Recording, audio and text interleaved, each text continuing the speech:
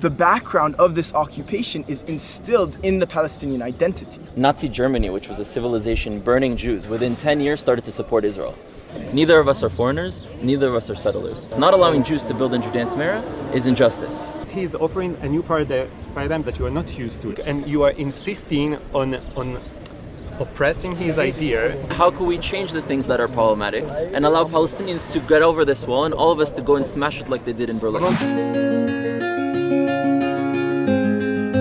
Bumped into this group of young students that are mixed of international students, but also 20% Israelis, 20% Palestinians, that try to create programs for them to interact with one another, learn together, understand the complexities of this land, and hopefully, B'ezrat Hashem, be able to raise a younger generation that sees things past our differences and can envision a collective reality that actually fulfills the aspirations of both peoples. These are some of the conversations that we had together. The background of this occupation is instilled in the Palestinian identity. France and Germany were in wars for 100 years. They don't have any differences. China and Japan also have been able to go past their differences. Nazi Germany, which was a civilization burning Jews, within 10 years started to support Israel. So if foreigners against the enemies can change things, I think cousins can be able to figure out to come together. And if you talk to most people on the ground, Israelis and Palestinians, we don't have a problem with each other. We have a problem with the structures that allows one to be able to have access to this, one to have access to that. If we change the structure, there's no reason to have animosity anymore.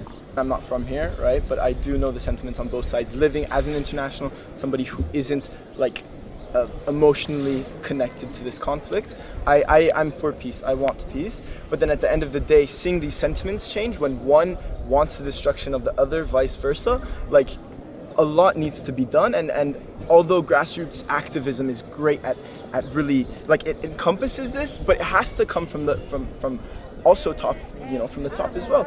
On a person-to-person level, tier 3 diplomacy, how could that happen when the system works against this like person-to-person like coexistence? Like, for me, I just think that it's naive to say that, oh yes, grassroots activism, but you really need an example set in the system in order for this to really like flourish and to develop.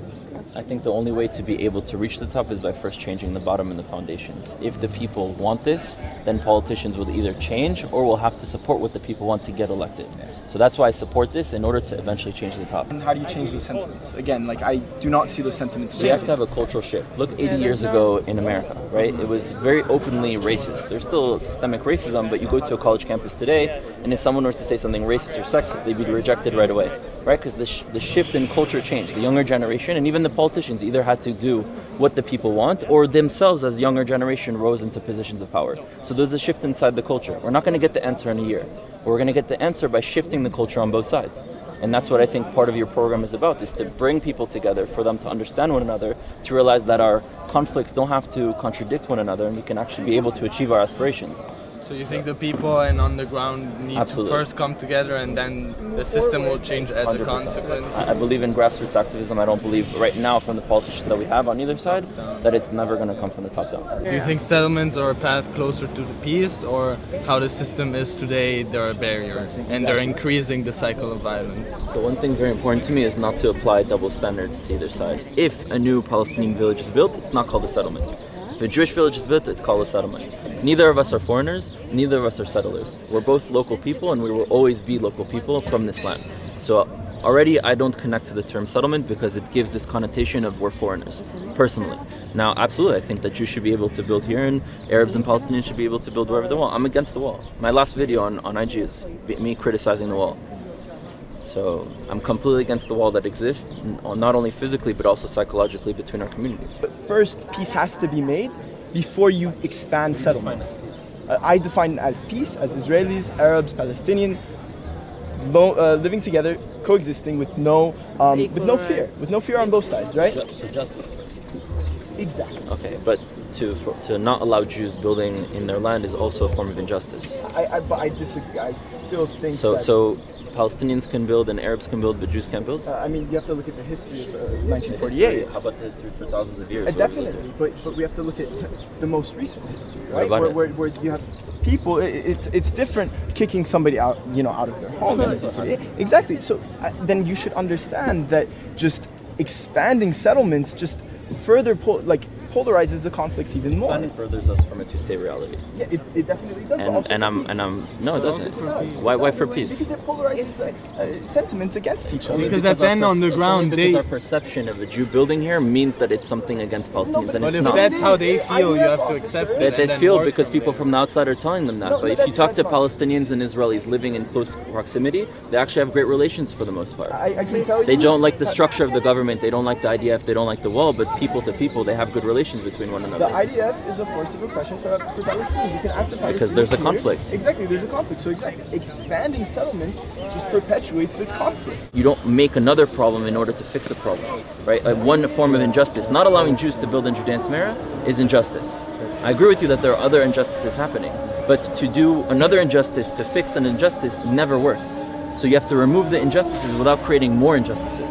The fact that Jews are living beyond the wall is going to be seen as opposition. That means we shouldn't live there Like until... you need trust building measures before in order to make them understand I don't that think you're so. willing. Building to on the go. land should be allowed for both people. I don't want IDF in Judea and Samaria. Do you Okay? want so? Listen what I'm saying. I don't want the IDF in Judea and Samaria.